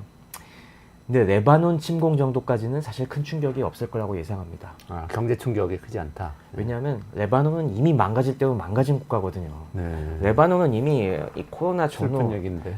해서 뭐 거의 뭐 경제가 지금 파탄 상태입니다. 그러니까 지금 더 두들겨 맞는다고 해서 거기에 뭐 시리아도 지금 옆에 강대국이지만 시리아도 내전으로 피폐해진 상황이기 때문에 그 이스라엘 주변에 지상전 벌어지는 걸로는 사실 지금보다 더 망가질 게 없기 때문에 사실 충격이 별로 없습니다. 그래서 이번에 나스닥 폭락하고 그럴 때도 중동 전쟁 얘기는 별로 안 나왔던 건가요? 사실 뭐 유가 조금 올라가긴 했지만은 뭐 별로 그렇게 얘기 안 나왔던 거고 2차 시나리오, 2차 확전 시나리오는 거기서 더 나가서 뭐 아예 이 지금 뭐 조용히 있는 요르단을 넘어서 뭐 좀 더 멀리까지 침공을 하는 뭐 그런 시나리오들 아니면은 예멘까지 아주 신나게 맹폭을 하는 뭐 그런 여러 가지 시나리오들이 있고 그럴 때 후티 반군이나 이란이 아예 이 서방의 여러 가지 이 지금 수에즈 운하와 홍해 교통로라든가 이런 거 아예 인지를 잡고 너네 지금 우리 건드리면은 우리 다 같이 죽는 거야 막 이런 식으로 거의 그런 수준의 각오를 할 때 이제 큰일이 벌어질 수가 있겠죠. 근데 뭐 만약에 그렇게 된다고 하면은 일단 예상할 수 있는 거는 뭐 이란이 이런 페르시아만의 여러 가지 이 석유 운송로 같은 걸 갖다가 좀 봉쇄하면서 이제 좀 협박을 하는 경우들 그리고 후티 반군들이 지금도 뭐 홍해 공격하고 있지만 상선들 그런 걸 갖다가 조금 더 격렬하게 해서 완전히 교통로를 끊어버리는 그런 시도들 이런 것들이 할 수가 있겠죠. 그러면 당연히 유가 폭락하고 해상운임 폭등하고 해서 이 여러 가지 국제 경제 동맥의 일부가 망가지는 그런 상황을 예상할 수 있을 텐데요. 그런데 또 많은 전문가들은 이것조차 이제는 좀 약발이 덜하다라는 얘기를 하고 있습니다. 왜냐하면 이건 예상할 수 있는 시나리오거든요. 그리고 강대국들도 이걸 지키기 위해서 지금 엄청나게 신경을 쓰고 있지 않습니까? 지금 뭐 당장 뭐 이런 얘기도 합니다. 설령 만약에 트럼프가 된다고 해도 트럼프는 이스라엘이 까놓고 얘기해서 아랍 팔레스타인인들 조금 뭐 한 몇천 명 죽이는 거는 눈 하나 꼼짝하지 않을 거다. 하지만 이런 유가가 10달러, 20달러 폭등 뭐 몇십 달러 폭등하는 거는 절대 못 참을 거다. 돈 문제는 못 참는다. 네. 이런 얘기네. 그래서 압박을 오히려 이스라엘한테 너네 경제는 좀 건들지 마라. 그냥 차라리 사람을 죽이지 경제는 건들지 마라. 좀 참 씁쓸한 얘기지만은 이럴지도 모른다는 얘기들이 나오고 있습니다. 중동 전쟁이 혹시 일어난다고 하더라도 예전만큼의 예전만큼의 경제적 영향이 있지는 않을 수 있다. 이런 말씀이시네요. 네. 알겠습니다. 오늘 이스라엘 극우파가 주도하고 있는 확전 가능성 그렇게 높지 않다. 그리고 확전된다고 해도 중동 전쟁은 그렇게까지 큰 충격이 예전만큼 있지 않을 거다. 이렇게 어떻게 보면 좀 안심되는 말씀을 좀 해주셨는데 그럼에도 극단적 네. 소수가 이 국면을 주도하고 있다는 씁쓸함은 좀 남는데요. 얘기를 좀 넘어가가지고 네, 네, 네. 제가 좀 요즘 AI 거품론 관련해서 좀 여쭤보고 싶은 게 많이 있어요. 네. 특히 지난번에 나오셔서 2번에 걸쳐서 HBM 설명해 주셨고 엔비디아의 신형 AI 칩인 블랙웰 설명해 그렇죠. 주셨는데 네. 두 가지가 다 지금 이슈가 좀 있어요. 그래서 큰 첫 이슈가 번째로 이 삼성전자 HBM이 엔비디아에 납품되냐 안 되냐가 계속 기사가 나왔다가 뭐 부인하고 이 얘기가 계속되고 있고 그리고 엔비디아 같은 경우 블랙웰에 결함이 있다는 얘기가 나와서 지금 주가가 또 폭락을 했다가 다시 반등했다가 왔다 갔다 하거든요. 이 두 가지는 차례대로 좀 설명을 좀 해주셨으면 좋겠습니다. 어느 것부터 얘기해 드리는 게 좋을까요? 네, 일단 삼성전자 얘기부터 한번. 네. 예.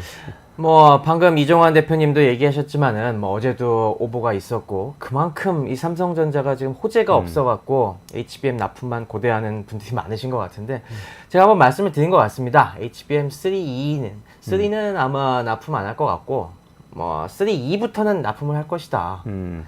뭐 그거는 엔비디아와 삼성전자의 장기적인 관계나 뭐 여러 가지를 고려해봤을 때 할 텐데. 당장은 아닐 것 같다. 아마 지난번에 얘기했듯이 삼성 내부에서 요거 생산을 안정시키는 문제들도 있고 좀 공개하기는 좀 약간 좀 그렇지만은 몇 가지 기술적인 이슈들이 있습니다. 요걸 좀 채용하는데 삼성전자가 맞춰줄 수 있는 부분과 왜냐하면은 이게 지난번에도 말씀드렸다시피 이게 패키징을 지금은 아예 칩 안에다가 HBM을 집어넣는 형태이기 때문에 그냥 어떤 딱 규격이 나온다고 해서 그걸 곧장 넣는 게 좀 위험해요. 그러다 보니까 몇 가지 이것저것 재고 따질 게 많은데 그런 걸 맞춰가는 과정이 좀 필요합니다. 그러면서 아무래도 그거에 좀 시간이 걸리고 그리고 설령 그게 또 받아준다고 하더라도 지금 당장 발표할 일은 또 아닌 것 같다는 내부의 판단도 있을 것이고 해서 요거는 조금 시간을 기다리시면 그냥 해결되는 문제 같은데요. 네. 보통 뭐 이게 아예 3 납품 못하는 건 아닐 거라고 저는 확신하고 있으니까 그거는 뭐 크게 걱정 안 하셔도 될 것 같습니다. 그리고 지금 이 엔비디아나 뭐 이런 데 주가가 빠지고 있는 거는 사실 뭐 기술 결함, 뭐 최근에 그런 이슈들 문제는 아닌 것 같아요. 그래요? 근데 저는 지난번에 엔비디아 말씀하시면서 사실은 파운드리가 굉장히 어려운 기술력을 갖고 있다고 말씀을 또 해주셨거든요. 그러면서 TSMC 이야기도 지난번에 별도로 한번 해주셨고, 그래서 이게 어떤 측면에서는 새로운 칩이 나왔는데 이걸 조립해서 생산하는 것 자체가 아직 기술력이 안 되는 부분이 드러난 거 아닌가? 이런 생각이 사실 좀 들었어요. 그러니까 그건 아닌 것 같습니다. 이게 좀 정확한 내용은 사실 공개되지는 않았는데 엔비디아의 블랙웰 칩에 네, 기술 엔비디아- 결함이 있다. 네, 지금 뭐 여기에 대한 얘기죠. 테크니컬 플로우가 있다는 기사가 나왔고 또 사람들이 또 가뜩이나 주가가 막 요동쳐서 심란한데 또 화들짝 놀라는 경우들이 있는데 제가 뭐 현장에서 봤을 때는 이 정도 문제는 보통 때 같았으면은 크게 이슈가 안 되고 넘어갔을 그래요? 문제 같아요. 이게 어떤 문제입니까? 지적된 게? 구체적인 내용은 안 나왔지만은 제가 지난번에 블랙웰 칩 구조를 설명할 때 이게 GPU 칩 자체도 이제 너무 굉장히 커져갖고 이 한 번에 포토 장비도 한 번에 찍을 수 있는 이 면적보다 굉장히 커졌다고 하지 않습니까? 그래서 이 칩을 갖다가 두 개로 나눠갖고 요 GPU도 두 개로 나온 다음에 이걸 갖다가 연결해서 합쳤다라고 네네. 제가 말씀을 드린 걸 기억하실 겁니다. 네. 바로 그 합치는 부분에서 문제가 있었던 것 같아요. 이거는 사실 처음 해보는 거지 않습니까? 제가 그때도 이게 시도돼보 이게 웬만하면 안 하는 그런 방법인데 이게 워낙 칩이 커지다 보니까 안에 트랜지스터가 많이 되다 보니까 그런 방법을 썼다라고 했는데 아무래도 이런 새로운 기술을 갖다가 이 적용을 할 때는 그 부분에서 꼭 문제가 나거든요. 이것도 이거 그냥 넘어가나 사실 좀 걱정했는데 아마 거기서 문제가 난 것 같습니다. 거기서 뭐 이거 마이너한 문제인 것 같고 거기서 이 연결하는 부분에서 설계가 약간 좀 잘못돼 갖고 이거 테스트하다가 TSMC에서 이거 우리 설계대로 작동 안 하는 부분이 있다. 네네. 아마 그 지적이 나오니까 이거 잘못됐구나 수정해야겠군 이런 상황인 것 같습니다. 그렇군요.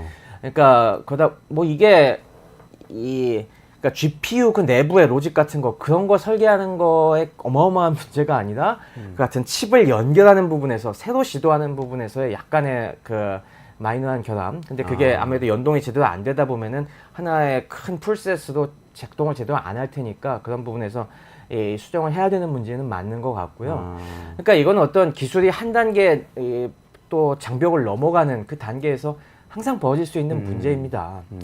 사실 뭐 이게 나중에 프로덕션 단계에서 한창 뭐 고객한테 납품하고 있는 단계에서 이런 게 터졌으면은 그런 거 수거하고 리콜하고 굉장히 문제가 커졌을 텐데 지금처럼 뭐 초기 생산했을 때 그래도 발견했으니까 저는 뭐 이제 잘 한 거라고 보고요.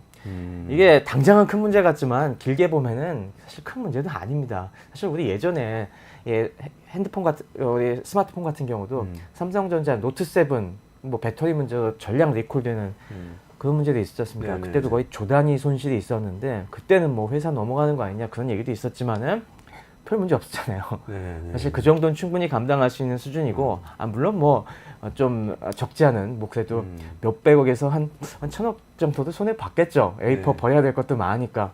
하지만 지금 엔비디아처럼 돈을 그렇게 쓸어 담는 기업 입장에서는 그리고 뭐 방금 얘기 전 시간에 나왔지만 젠슨왕 개인 재산도 뭐 100조가 넘는 이런 네. 회사에서 뭐 그 정도 손실 갖고 이거는 그냥 하나의 해프닝 정도죠. 그리고 생산이 한 3개월 정도 지연되긴 하겠지만은 큰 문제는 아니라고 봅니다.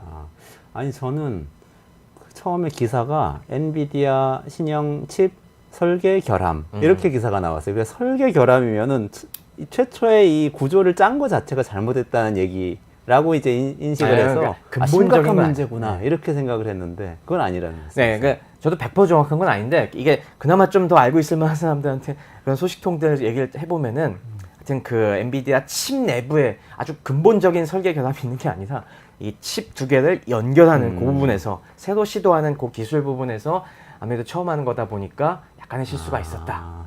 거기서 설계라는 건 칩 두 개를 연결하는 설계에 네, 결함이 네, 있다. 그 요 부분에. 이야기군요. 그렇죠. 어쨌건 지금은 그런 식으로 점점 칩을 이렇게 메모리와 이런 각 칩 다이들을 연결해서 점점 이걸 또 새로운 차원으로 지난번 말씀드렸다시피 평면으로 연결하는 게 아니라 이걸 뭐 집을 그전 같았으면 그냥 옆으로 단지를 늘리는 게 아니라 수직으로도 쌓고 수직으로도 옆에 뭐 이 층층 다리도 놓고 다양한 아주 복잡한 구조물들을 만드는 거다 보니까 그 과정에서 하나하나 이런 문제들은 계속 있을 겁니다. 하지만 뭐 그런 식으로 기술은 발전하는 거죠. 그러면 최근에 나스닥이 폭락을 몇 차례 했던 게 사실 네. 그 이유 중에 하나가 AI 거품론이잖아요. 근데 엔비디아 주가는 거기서 또 중요한 역할을 했고 해서 이게 진짜로 AI 거품론이 현실화되는 과정에서 엔비디아의 기술도 아직은 아니고 AI 기술도 아직은 아닌데 우리가 너무 과장되게 해석해서 주가가 너무 올랐었나 보다 하면서 폭락을 했던 건데 그 기술력 자체는 아직 문제가 없다. 네, 저는 뭐 기술력 자체, 엔비디아 지난번에 계속 말씀드렸다시피 이 엔비디아나 TSMC나 이거 관련된 생태계를 이루고 있는 기업들의 경쟁력은 이게 한두 해에 걸쳐서 쌓은 게 아니기 때문에 사실 뭐 경쟁 기업들이 쉽게 당장 따라잡을 수 있는 수준은 아닌 것 같고요. 최소 몇 년은 이게 어마어마한 노력을 기울여야 겨우겨우 따라잡을 수 있을 것입니다. 그렇기 때문에 앞으로 몇 년간은 이게 역전될 큰 이런 징후는 아닌 것 같습니다. 이게 다만 지금 이렇게 요동치고 있는 거는 그럼에도 불구하고 주가가 너무 오른 건 사실이죠. 밸류에이션 면에서 사실 뭐 굉장하게 그동안 무시무시한 폭등세를 겪어오면서 밸류에이션이 다들 약간 좀 뭔가 불안한 게 있으니까 그다음 핑계를 찾는 거죠. 이거 불안한 거 아니었나? 그러다 보니까 자그마한 여러 평소 같았으면 그냥 넘어갔을 신호에도 과민 반응을 하고 뭐 경제 지표도 사실 침체라고 보기는 그런데 고용 지표가 조금 실업률 늘어났다고 해서 화들짝 놀라고 일본이 좀 화가 나서 이 금리 좀 올리겠다 막 하니까 또 화들짝 놀라고 거기에 엔비디아의 칩의 설계 결함까지 있었대. 자세한 내용은 근데 모르겠대 라고 하니까 어마어마한 문제가 있었나 보다 막 이런 식으로 자꾸 자라보고 놀란 가슴 소뚜껑 보고 놀라는 이런 문제가 계속 벌어지고 있는 거죠. 그렇군요. 네. 이게 뭐 당분간은 계속 될 겁니다. 또 보고서 나온 게 충격을 줬잖아요. 엘리엇하고 세콰이어 캐피탈 두 군데서 나왔는데 거기서는 ROI 문제를 많이 얘기한 것 같아요. 이제 수익성이 사실은 안 나온다. 이렇게 엄청 투자해놨는데 이걸로 돈 어떻게 벌 거냐? 그랬어요. 그걸 어떻게 보세요? 저도 뭐 직장에 있을 때 수많은 신기술들은 워낙 계속 많이 쏟아지니까 항상 그거에 대해서 분석하고 전망이 있는 거냐, 사업성이 있는 거냐, 미래 이런 걸 보고서들을 썼는데 그럴 때 항상 딴지 걸기 좋은 게 ROI입니다. 네. 모든 기술은 개발할 때 항상 이 질문에 부닥쳐요. 왜냐하면 기술이라는 게 수익으로 전환될 때까지는 굉장히 넘어야 될 허들이 많습니다. 그런 면에서 좀, 야, 이게 돈값을 하는 거야? 이렇게 투자할 가치가 있는 거야? 라고 할 때 대부분 얘기 못 해요. 당장 이게 그거는 아직 좀 먼데요. 근데 그러면서 그걸로 딴지를 걸기 시작하면은 뭐 대답할 수 있는 기술은 사실 많지 않고요. 그런데 저는 그래서 제가 그거로 갖고 저도 비판하고 안 될 거라고 예상했던 거가 대표적으로 블록체인이랑 이제 메타버스였습니다. 네. 그런 것들은 이 문제가 ROI 측면에서 굉장히 많이 있었죠. 근데 AI는 제가 봤을 때 그거랑 동급으로 얘기할 건 아닌 것 같습니다. 그래요. 왜냐면은 이게 무슨 차이가 있냐면은 그 기술이 수익으로 전환될 때 무슨 역할을 하는 기술이냐가 중요한 것 같은데 네. 우리가 블록체인이나 메타버스 같은 경우는 사실 어떤 수익을 낼 수 있는 상품 서비스가 만들어지는데 그 시작 단계에 온 기술이에요. 그러니까 다른 기술들이 함께 받쳐줘야지. 이를테면 메타버스나 뭐 가상현실 이런 게 되려면은 이런 구글 글래스나 뭐 고글 이런 유들이 굉장히 잘 발달돼야 되는데 그건 하드웨어 기술은 이게 아직 부족한 것들이 많거든요. 야, 그런 거는 그러니까 상품을 만들려고 해도 다른 기술이 못 받쳐줘서 수익이 안 돼라는 얘기를 할 수가 있는 거죠. 근데 AI는 뭡니까? AI는 반대예요, 오히려. 지금 수많은 IT 기술, IT 서비스 기술들이 발달해 있는데 지능이 부족해서 이제까지 못하고 있던 게 많았던 거잖아요. 근데 이제 AI가 현실화되면서 야, 못하고 싶었던 걸 이제 AI 때문에 할 수가 있다. 그럼 이네이블러기 때문에 이거는 좀 얘기가 다르다고 봅니다. 네. 그러니까 AI가 지금 폭발적으로 발전하면서 그동안 그 IT 업계 사람들의 가슴을 답답하게 했던 그 지능을 얹어주면서 오히려 수익화의 허들은 저는 빨리 넘어갈 수 있다고 보고요. 이게 지금은 아직까지 똑똑하게 만드는데 굉장히 집중이 되고 있는 거고, 그리고 AI는 아직 그런 걱정하기 좀 기우인 것 같은 게 아직까지는 와우가 나오고 있잖아요. 네. 계속 이제 챗 GPT나 뭐 이런 새로운 GPT 신버전이 나올 때마다 이런 것까지 돼? 아직은 이 기대를 갖다가 계속 뛰어넘는 뭔가가 나와주고 있는 거죠. 그러니까 이게 만약에 안 나오기 시작하는 순간이 되면 그때부터는 의심을 해봐야 될 겁니다. 네. 지금 기술이 뭔가 허들에 부닥친 건 아닐까? 라고 할진 모르겠지만은 아직은 그 단계는 아닌 것 같고요. 지금은 계속 나와주고 있고 계속 나와주는 핵심이 뭐라고 했습니까? 하드웨어 성능이 지금 커져야 되겠죠. 네. 그러니까 지금 하드웨어를 계속 크게 만들고 데이터 센터 크게 만들면서 어디까지 이게 똑똑해지나 보자라고 지금 거기에 베팅하고 있는 상황입니다. 그러니까 이 동력이 저는 당분간 갈 수밖에 없는 거고요. 그러다 보니까 요즘 최근에 여러 이 빅테크 CEO들이 얘기하지 않습니까? 솔직히 과잉 투자 같긴 하지만은 여기서 뒤처지는 순간 우리의 미래는 없기 때문에 한다. 이게 군비 경쟁 얘기거든요, 결국에. 일종의 군비 경쟁이거든요. 군비 경쟁하고 비슷하네요. 네, 여기서 지금 그렇다고 너무 과거에 우리가 핵무기나 이런 거 만들고 막 난리 칠 때 그 돈 이게 무슨 쓰지도 않을 무기 만드는데 이 돈을 쓰냐라고 했지만은 그거에 포기하는 순간 우리 국가 안보가 흔들리고 다 죽는 건데 무슨 그게 지금 돈 수익성 따질 때냐? 저는 지금 그 생각이 들거든요. 네, 지금은 빅테크들의 군비 경쟁입니다. 빅테크들의 군비 경쟁. 네, 빅테크들이 핵무기 지금 만들고 있는 거예요. 핵무기는 ROI 따질 존재가 아니잖아요. 그렇죠. 있느냐 없느냐가 생존을 결정하는 것이지. 없으면 죽는 거죠. 이렇게 네. 생각하면서 투자하는 거죠. 네, 그렇죠. 이런 게 좀 더 있어 보고 이제 충분히 균형에 도달했다. 뭐 더 만들 필요는 없겠다. 지금 더 안 만들어도 충분히 지금 있는 것 같고도 우리 경쟁할 수 있겠다라고 어느 순간은 생각이 되기도 하겠고, 그때쯤 되면은 야, 이제 이렇게 많이 필요 없는데 우리 이제 좀 군축 좀 해볼까요? 이렇게 같이 좀 줄여봐도 되지 않을까요? 라고 하는 날도 오겠죠. 그럼 그때쯤 되면은 이 무기 팔고 있던 엔비디아가 그때 굉장히 곤경을 겪겠지만은 아직은 아니다. 그렇군요. 알겠습니다.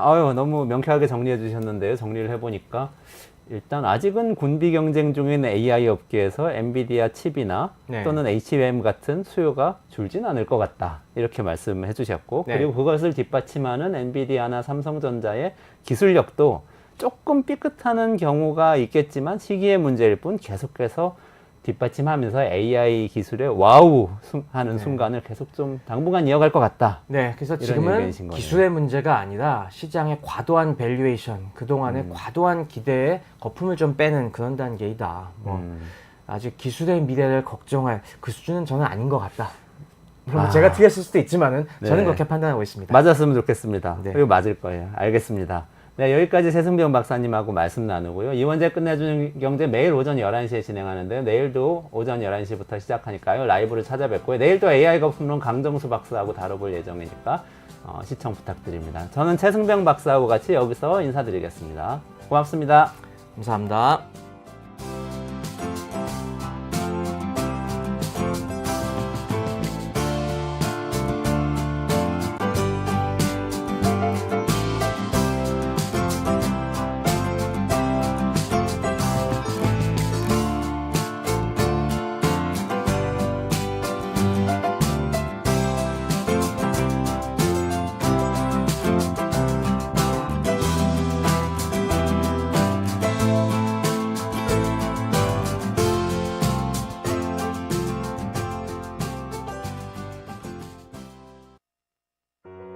우리 아이 재단에서 뜻을 함께할 정기 후원자분들을 기다립니다.